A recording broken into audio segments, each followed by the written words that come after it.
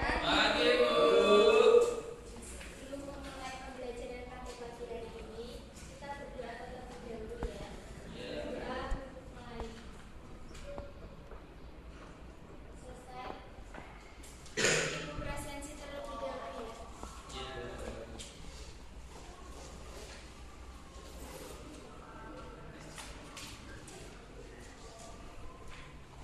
Siti Arifah, Hadir, Bu.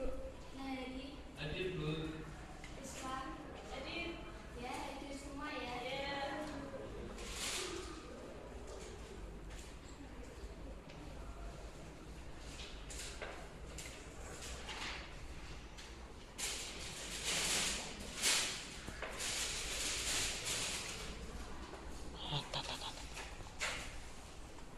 Nah, pada pertemuan hari ini kita akan belajar mengenai klasifikasi teks eksposisi. Sebelum memulai pembelajaran, ini tujuan pembelajaran kita adalah siswa dapat mengklasifikasi teks eksposisi, yaitu membedakan eksposisi antara bertatori dan analitik. Kemudian kemarin sudah mengerjakan teks eksposisi ya. Ya, Bu. Ini tugas kalian sudah ada pada Ibu, sudah Ibu evaluasi. Nanti kita evaluasi bersama-sama lagi untuk lebih memahami.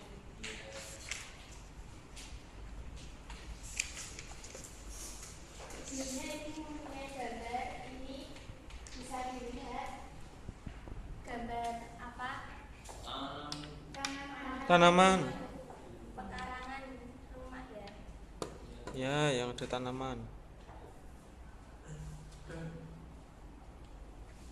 Nah, sebelumnya ini Ibu bagikan tugas kalian yang pada pertemuan minggu lalu.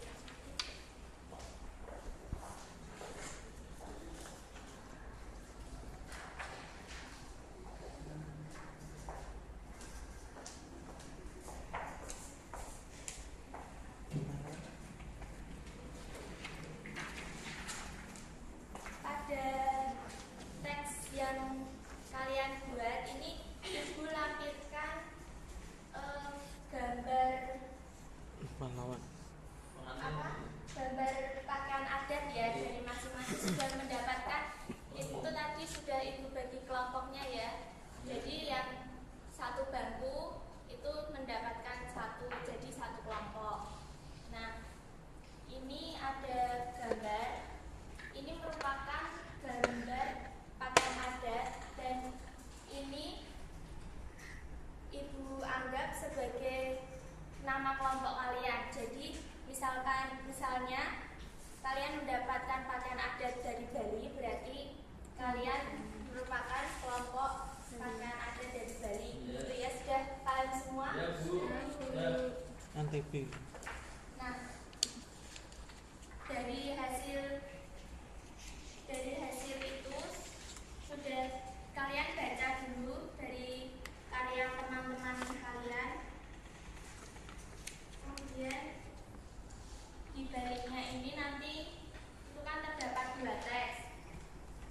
Nah, kalian baca, kemudian ini nanti diidentifikasi ya strukturnya atau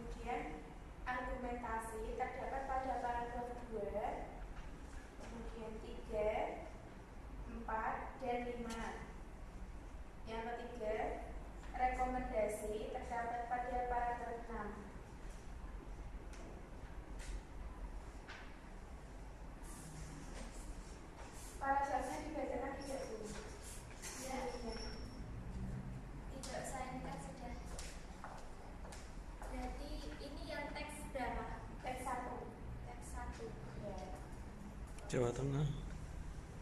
Mana? Beri tepuk tangan. Kemudian yang teks kedua Ada Jawa Tengah.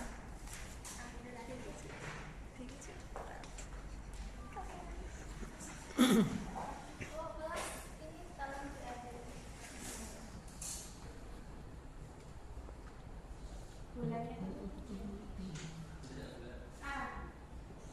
siapa yang mendapatkan oh iya, silakan. Yang teks kedua ya.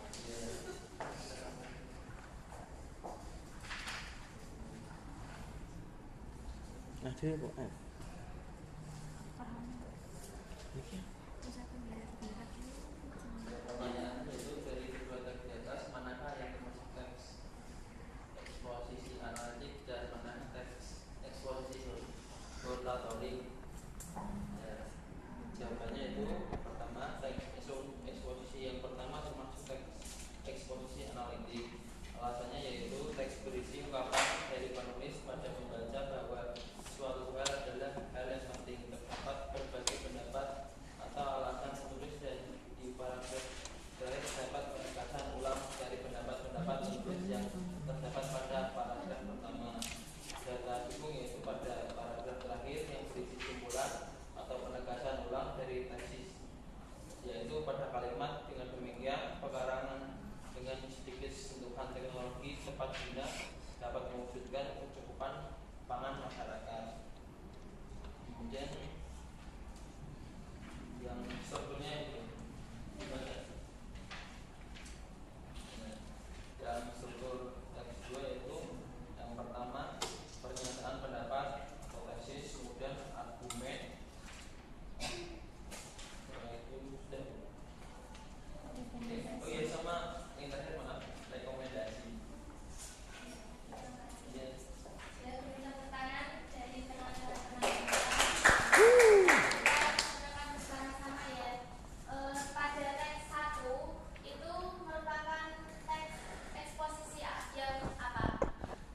Analitik. Analitik. Analitik. Alasannya teks berisi ungkapan dari penulis pada pembaca bahwa suatu hal adalah hal yang penting. Terdapat berbagai pendapat atau alasan-alasan penulis, dan di paragraf terakhir terdapat penegasan ulang dari pendapat-pendapat penulis yang terdapat pada paragraf pertama. Ya, benar ya. Jadi yang teks pertama itu merupakan teks analitik, teks eksposisi analitik, yaitu dengan bahwa teks ini berada pada paragraf pertama. Kemudian argumentasi terdapat pada paragraf 2, 3, dan 4 dan 5. Kemudian ini yang teks pertama itu rekomendasi. Tadi teks pertama itu simpulan atau rekomendasi ya? Simpulan. Berarti ini tadi kurang tepat ya. Bahwa yang analitik itu ini seharusnya simpulan. Kemudian yang teks kedua rekomendasi. Tadi ini simpulan berarti kebalik ya, terbalik, kurang tepat, seharusnya rekomendasi. Alasannya apa? Kenapa kok ini teks kedua berisi rekomendasi? Siapa kenapa? Teks kedua kok berisi rekomendasi? Alasannya karena teks berisi ungkapan yang meyakinkan pembaca bahwa sesuatu harus atau tidak harus dilakukan. Terdapat pendapat-pendapat penulis, dan di paragraf terakhir berisi ajakan atau rekomendasi bahwa pemanfaatan pekarangan harus dilakukan. Gitu, Bu. Ya benar. Jadi apa yang disampaikan Arifah sudah benar ya.